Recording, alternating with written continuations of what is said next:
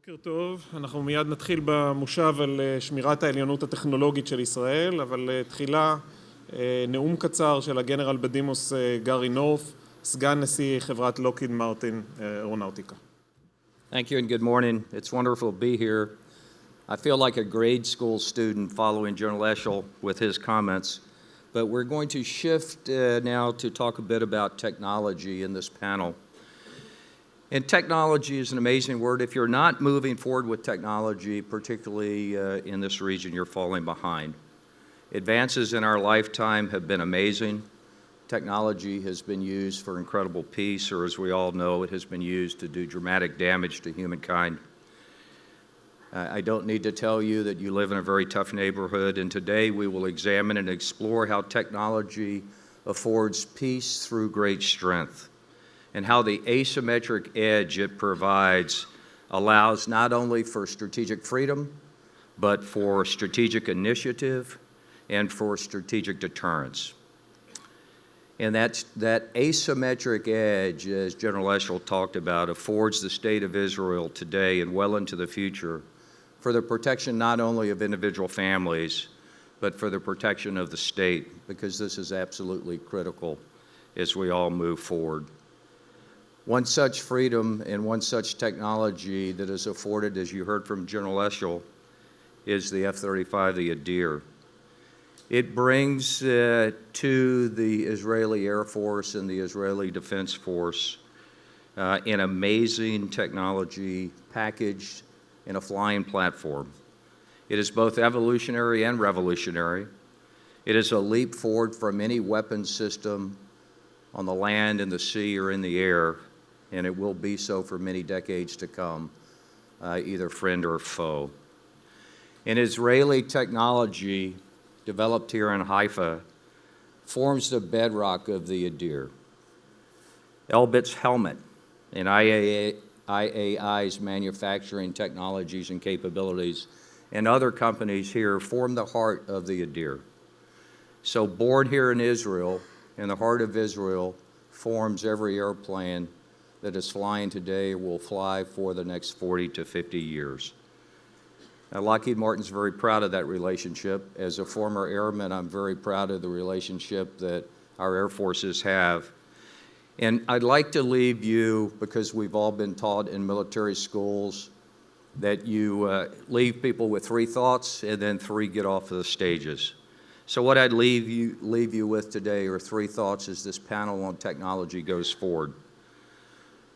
We live and believe in this process we call domains. In the military world, in the diplomatic and strategic world, we live in a domain of air, space, cyber, land, maritime, both on the surface and subsurface. But the domain that we very often do not spend enough on is the domain of time. And time is enabled by technology. That domain of time is critical because on our side, we would like to increase our ability to be able to measure effects while decreasing that of an adversary. And so getting inside an adversary's decision cycle, whether it's diplomatic or military, is very, very important. The second thing that I'd like to leave you with, and we will hopefully breach this in the panel, is artificial intelligence. Predictive intelligence and artificial intelligence is born in systems today, but will generate well into the future in multiple platforms and multiple decision matrices. The real issue, however, in artificial intelligence, when we get into robotics and how that's used and how a manned platform would be used with perhaps an unmanned platform and how machine-to-machine works, are the ethical, the moral, and the decision-making issues that leaders will have to face not only today but in the future.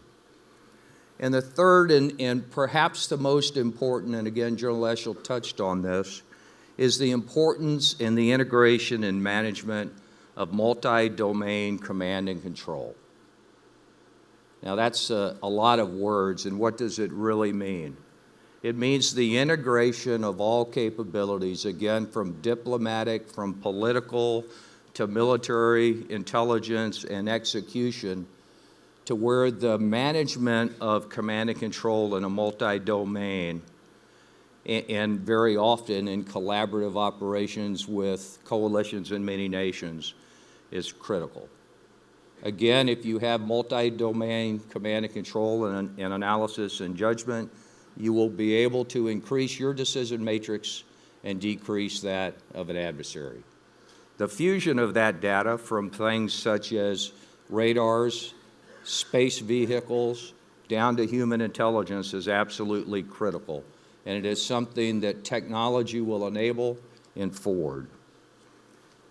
The queuing of this will enable great decision-making and allow strategic flexibility and strategic deterrence. And as General Eshel said, it will prevent mistakes on the battlefield, and that's critical. So with this introduction of thoughts, I'd like to leave you with those 3 get-off-the-stage thoughts, and then we have a small clip that will illustrate the F-35 Adir and how it forms a part of multi-domain command and control.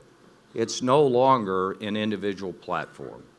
It is an integration and fusion of multiple technologies, multiple sources, and capabilities to bring that flexibility not only to the warfighter, but to senior decision makers. So the 3 get-off-the-stage things for you to think about. The biggest instrument of power in warfighting is the human. You can have all the technology in the world, but the man or woman that is on the field, whether that's on the land, on the sea, under the sea, or in the air, is critical for success.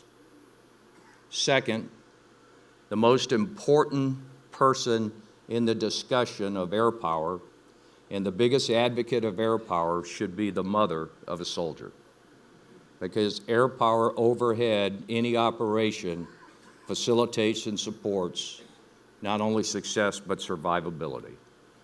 And survivability is very important, whether it's for an individual or a nation. And third and last, before we start the panel and the video, is without air power, you lose.